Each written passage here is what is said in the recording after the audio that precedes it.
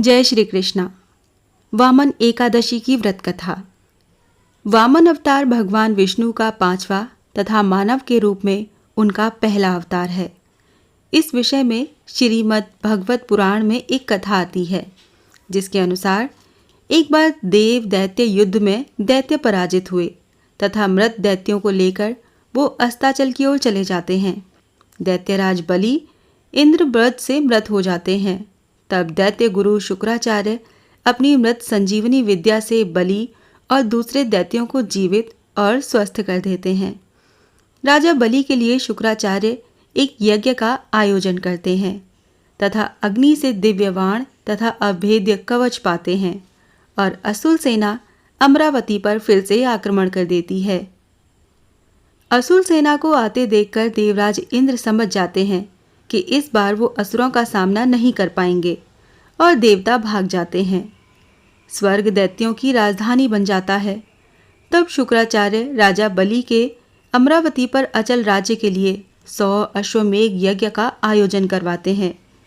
इंद्र को राजा बलि की इच्छा का ज्ञान होता है कि राजा बलि के 100 यज्ञ पूरे होने पर फिर उनको स्वर्ग से कोई नहीं हिला सकता। इसीलिए इंद्र भगवान विष्णु भगवान की शरण में जाते हैं तथा भगवान विष्णु इंद्र को सहायता करने का आश्वासन देते हैं तथा भगवान विष्णु वामन रूप में अदिति के गर्भ से उत्पन्न होने का वचन देते हैं। इधर कश्यप जी के कहने पर माता अदिति पयोव्रत का अनुष्ठान करती हैं, जो कि पुत्र प्राप्ति के लिए होता है।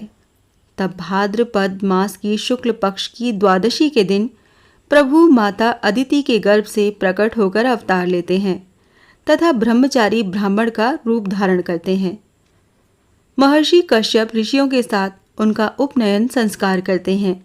वामन बटुक को महर्षि पुलक जी यज्ञोपवीत, अगस्त्य जी मृगचर्म, मरीचि जी पलाश दंड, सूर्य जी ने छत्र, भृगु जी ने खड़ाऊ, सरस्वती जी ने रुद्राक्षमाला और कुबेर जी ने भिक्षा पात्र दिए। तत्पश्चात भगवान वामन पिता की आज्ञा लेकर राजा बलि के पास जाते हैं। उस समय राजा बलि नर्मदा नदी के उत्तर तट पर अंतिम यज्ञ कर रहे होते हैं। वामन अवतारी श्री विष्णु राजा बलि के पास पहुंच जाते हैं। राजा बलि वामन जी की ओर देखकर पूछते हैं कि आप कौन हैं? तब वामन जी उत्तर देते हैं कि हम ब्राह्मण हैं।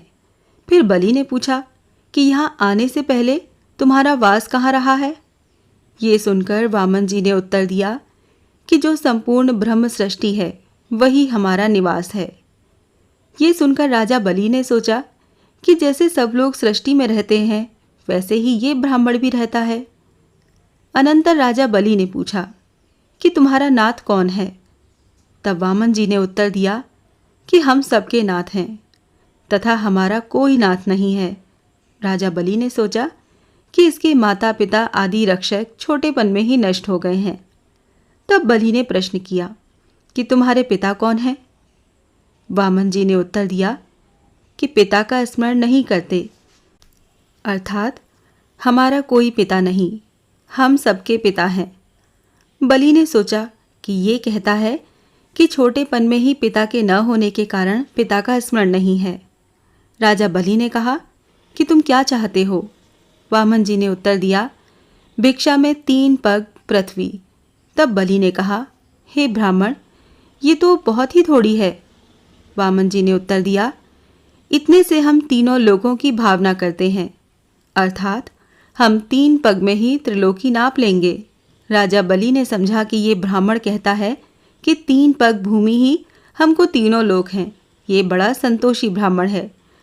राजा बलि दैत्य गुरु शुक्राचार्य के मना करने पर भी अपने वचन पर अडिग रहते हुए प्रभु को 3 पग भूमि लेने को कहते हैं। तब वामन अवतार विष्णु भगवान अपना रूप बढ़ा करके एक पग में सभी लोग तथा दूसरे पग में पूरी पृथ्वी को नाप लेते हैं। अब तीसरा पग रखने का कोई स्थान नहीं रह जाता। बलि के सामने संकट उत्पन्न हो जाता है कि यदि अपना वचन नहीं निभाया तो अधर्म होगा। इसीलिए बलि अपना सिर आगे कर देता है और कहता है कि तीसरा पग आप मेरे सिर पर रख दीजिए। भगवान ठीक वैसा ही करते हैं और बलि को सुतल लोक में रहने का आदेश करते हैं। राजा बलि सहर्ष भगवान की आज्ञा को शिरोधार्य करता है। राजा बलि द्वारा वचन पालन से प्रसन्न होकर प्रभु बलि को वर मांगने को कहते हैं। इस पर राजा बलि दिन रात भगवान को अपने पास सुतल लोक में रहने का वर मांगता है तथा भगवान विष्णु अपना वचन पालन करते हुए राजा बलि का द्वारपाल बनना स्वीकार करते हैं, जिन्हें फिर बाद में देवी लक्ष्मी राजा बलि से वर मांगकर मुक्त करवा लेती हैं। जय श्री कृष्णा।